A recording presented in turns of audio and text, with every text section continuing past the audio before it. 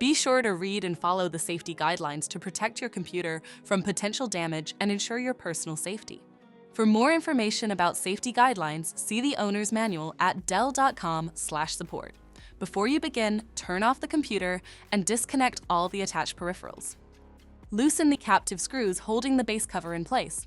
Using a plastic scribe, pry the base cover from the palm rest assembly, starting at the top edge and working your way around to release it from all sides. Now lift the base cover from the palm rest assembly.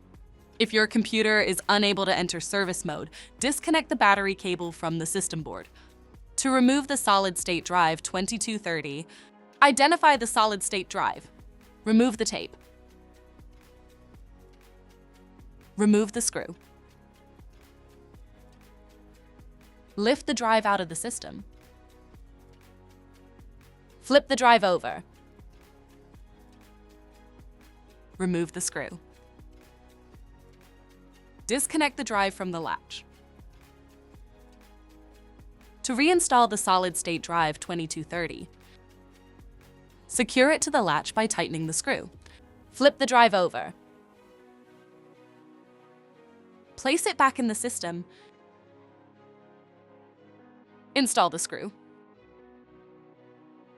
Reattach the piece of tape.